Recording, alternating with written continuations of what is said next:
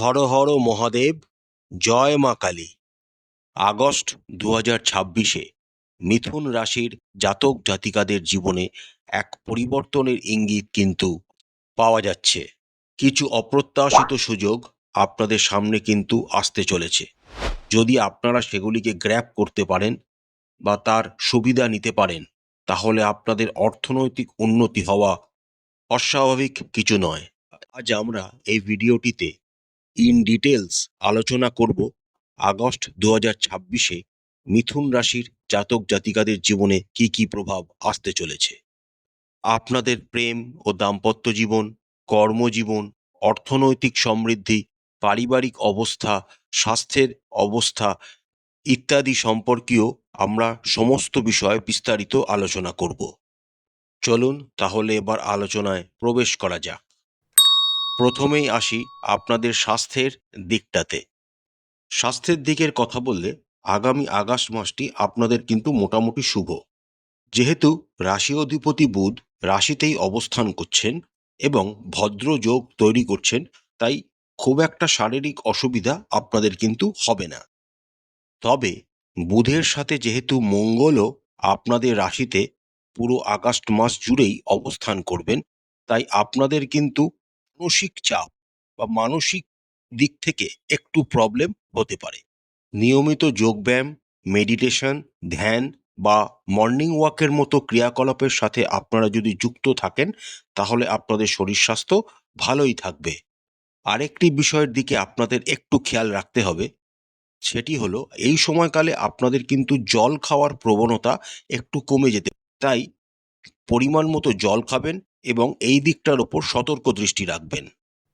এবার আসি কর্মজীবন প্রসঙ্গে। কর্মজীবনের দিক থেকে আগামী আগস্ট মাসে আপনাদের কিন্তু কিছু চ্যালেঞ্জের সম্মুখীন হতে হবে। তার কারণ আপনাদের দশম ভাবের অধিপতি বৃহস্পতি প্রায় পুরো আগস্ট মাসটাই কম্বাস্ট অর্থাৎ অস্তমিত অবস্থায় গোচর করবেন। তাই ফ্রিকুয়েন্টলি চ্যালেঞ্জ আপনাদের কর্মজীবনে কিন্তু আসবে। তবে আগস্ট মাসের দ্বিতীয়ার্ধে আপনাদের কর্মক্ষেত্রের কিন্তু উন্নতি ঘটবে। পদোন্নতির সুযোগ আপনারা কিন্তু আগস্ট মাসের শেষার্ধে পেতে পারেন। তবে তার জন্য আপনাদের কিন্তু অতিরিক্ত পরিশ্রম করতে হবে। আপনাদের সহকর্মীদের সাথে সুসম্পর্ক রাখার চেষ্টা করবেন। কোনো রকম গুজবে আগামী আগস্ট মাসে আপনারা কান দেবেন না। নিজের কাজ নিয়ে থাকবেন, নিজের কাজ কিভাবে সম্পন্ন হয় সেটার দিকে মনোনিবেশ করবেন। নতুন কোনো প্রজেক্ট হাতে নেওয়ার আগে চিন্তা ভাবনা করে তবেই এগোবেন। যারা সাথে যুক্ত রয়েছেন তাদেরও ব্যবসা কিন্তু ধীর গতিতেই এগোবে, কারণ ভাগ্যভাবের কারকগ্রহ শনিদেব বক্রী অবস্থায় কিন্তু পুরো আগস্ট মাস জুড়েই আপনাদের দশম ভাবে গোচর করবেন এবং সপ্তম ভাবের অধিপতি বৃহস্পতি কম্বাস্ট অবস্থায় থাকার জন্য ব্যবসায় অগ্রগতি কিন্তু আপনারা তেমনভাবে পরিলক্ষিত করতে পারবেন না। তাই ধৈর্য ধরে ধীর গতিতেই এগোনো আপনাদের উচিত হবে। এবার আসি অর্থের প্রসঙ্গে। আর্থিক অবস্থার কথা বললে আগামী আগস্ট মাস আপনাদের জন্য কিন্তু মিশ্র প্রকৃতির ফল নিয়ে আসতে চলেছে। একদিকে যেমন এক বা একাধিক আয়ের উৎস আপনাদের জন্য তৈরি হবে, তেমনি আবার অন্যদিকে অপ্রত্যাশিত কিছু ব্যয় হওয়ার যোগও পাওয়া যাচ্ছে। একাদশ ভাবের অধিপতি মঙ্গল আপনাদের রাশিতে স্থান করার জন্য একাধিক আয়ের উৎস আপনাদের কিন্তু আসবে। তার সাথে আপনারা যে কর্মেই যুক্ত থাকুন না কেন, সেখানে অর্থনৈতিক শ্রীবৃদ্ধি বা স্যালারি ইনক্রিজ বা ব্যবসায় যদি থাকেন সেখানে লাভের পরিমাণ বাড়তে চলেছে। কিন্তু মঙ্গল আপনাদের একাদশ ভাবের অধিপতি, সাথে সাথে ষষ্ঠ ভাব থেকে আমরা রোগ ঋণ রিপুকে বিচার করে থাকি। স্বাস্থ্যের অবস্থার অবনতির জন্য সেটা আপনাদের বা আপনাদের পরিবারের কোনো লোকজনের জন্য আপনাদের কিন্তু অর্থনৈতিক ব্যয় হওয়ার ইঙ্গিত পাওয়া যাচ্ছে। দ্বিতীয়ভাবে বৃহস্পতি কম্বাস্ট অবস্থায় অবস্থান করবেন, তাই আপনাদের কিন্তু আগস্ট মাসে আপনারা যা রোজগার করবেন সেটাকে সঞ্চয় করতে একটু কষ্ট পেতে হবে। সম্পত্তি কেনার দিক থেকে আগামী আগস্ট মাসটি কিন্তু খুব একটা শুভ নয়। কোনো জায়গায় অর্থনৈতিক ইনভেস্টমেন্ট করার আগে ভালো পরামর্শদাতার মতামত নিয়ে তবেই এগোবেন। এবার আসি প্রেম ও সম্পর্কের কথায়। আগস্ট মাস মিথুন রাশির জাতক জাতিকাদের জন্য বেশ রোম্যান্টিক হতে চলেছে।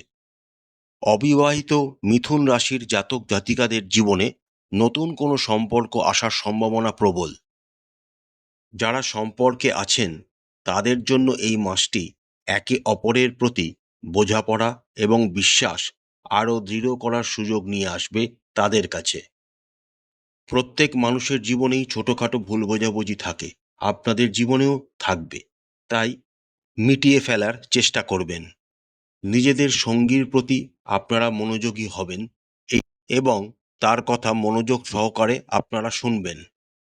তাহলেই দেখবেন অনেক ভুল বোঝাবুঝি হট করে মিটে গেছে।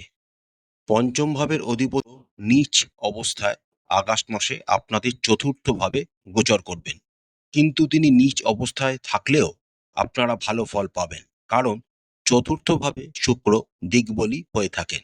তাই আগেই বললাম, ছোটোখাটো অসুবিধা হয়তো আসবে, কিন্তু আপনাদের প্রেম জীবন যথেষ্ট ভালোই কাটার সম্ভাবনা। বিবাহিতদের জীবনও মোটামুটি শুভ। আপনাদের দাম্পত্য জীবনে কোনো বড় অসুবিধে হবে না, তবে ছোটোখাটো মান অভিমান, রাগ ইত্যাদি আপনাদের মধ্যে হতে পারে, কারণ সপ্তম ভাবের ওপর মঙ্গলের সপ্তম দৃষ্টি থাকবে তার জন্য।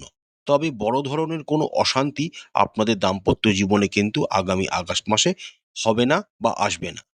কনসিভ করার জন্য আগস্ট মাসটি কিন্তু যথেষ্ট শুভ, তাই আপনারা এই সময়টিকে কাজে লাগাতে পারেন। এবার আসা যাক প্রসঙ্গে। পরিবারের দিকটা আপনাদের মোটামুটি শুভ। চতুর্থ ভাবের অধিপতি বুধ 5 আগস্ট পর্যন্ত আপনাদের রাশিতেই অবস্থান করবেন এবং ভদ্র যোগ তৈরি করবেন। এরপর বুধ আপনাদের দ্বিতীয়ভাবে অবস্থান করবেন 22 আগস্ট পর্যন্ত। তারপর বুধ তৃতীয়ভাবে গোচর করে যাবেন। চতুর্থভাবে শুক্র নীচ অবস্থায় পুরো আগস্ট মাস জুড়েই অবস্থান করছেন এবং বৃহস্পতি দ্বিতীয়ভাবে তুঙ্গস্থ অবস্থায় গোচর করছেন। সুতরাং প্রত্যেকটি শুভ গ্রহ আপনাদের কিন্তু পারিবারিক জীবনে ভালো ফল প্রদান করবে। পরিবারে কোনো রকম আনন্দ অনুষ্ঠান অনুষ্ঠিত হওয়ার সম্ভাবনা দেখা যাচ্ছে। অতিথি সমাগম অনেকাংশে বৃদ্ধি পেতে পারে। অতিথিদের সাথে আপনাদের কিছু কিছু ব্যাপারে মনোমালিন্য হওয়ার একটা সম্ভাবনা রয়েছে। সাবধানে কথাবার্তা বলবেন, সতর্ক থাকবেন। পারিবারিক সম্পত্তি বৃদ্ধি হওয়ার যোগ কিন্তু খুব বেশি নেই, তাও আপনারা করতে পারেন। মায়ের শরীর স্বাস্থ্যের উন্নতি ঘটবে। পিতার শরীর স্বাস্থ্য মোটামুটি ভালোই থাকবে। বন্ধু বান্ধবদের তরফ থেকে আপনারা বিশেষভাবে কোনো বিষয়ে সাহায্য প্রাপ্ত হতে পারেন। তারা আপনাদের সবসময় পাশে থাকবে এবং সবসময় সাহায্য করার জন্য এগিয়ে আসবে। ভিডিওর প্রথমেই বলেছিলাম কিছু সুযোগের কথা। এবার আসি সুযোগগুলি কি কি। আপনাদের কিন্তু যোগাযোগ অনেকাংশে বৃদ্ধি পেতে চলেছে এবং এই যোগাযোগগুলি আপনাদেরকে কিন্তু ভবিষ্যতে অনেক দূর পর্যন্ত নিয়ে যাবে। কোনো সেমিনার বা ওয়ার্কশপে অংশগ্রহণ করলে আপনাদের জন্য কিন্তু লাভজনক হতে পারে। প্রতিকার স্বরূপ আপনারা রাশি ও লগ্নাধিপতি বুধের বীজ মন্ত্র প্রতিদিন 108 বার করে জপ করবেন। গরুর সেবা করবেন, গরুকে সবুজ ঘাস খাওয়াবেন। গণেশের পূজা করবেন, তার সাথে আপনারা গণেশ সূক্তম বা গণেশ অথর্বশীষ পাঠ করতে পারেন। শ্রী শ্রী হরি বিষ্ণুর পূজা করবেন এবং তার সাথে আপনারা যদি শ্রী শ্রী বিষ্ণু সহস্রনাম পাঠ করতে পারেন তাহলেও খুব ভালো ফল পাবেন। মহালক্ষ্মীর পূজা করবেন বা মহালক্ষ্মীর যে কোনো একটি বীজ মন্ত্র 108 বার করে জপ করবেন। প্রতিদিন একটি নির্দিষ্ট সময়, বিশেষ করে সন্ধ্যাবেলায় হনুমান চালিসা পাঠ করবেন এবং স্নান সেরে মাথায় সাদা চন্দনের তিলক লাগাতে ভুলবেন না। আশা করছি আজকের ভিডিওটি আপনাদের খুব ভালো লেগেছে। মা কালী আপনাদের মঙ্গল করুন, আপনাদের সমস্ত মনের ইচ্ছা ও মনস্কামনা মা কালী পূরণ করুন। আমাদের চ্যানেলের কন্টেন্ট যদি ভালো লাগে তাহলে অবশ্যই চ্যানেলটিকে লাইক করবেন, শেয়ার করবেন, সাবস্ক্রাইব করে আমাদের চ্যানেলটির পাশে থাকবেন। হর হর মহাদেব, জয় মা কালী, নমস্কার।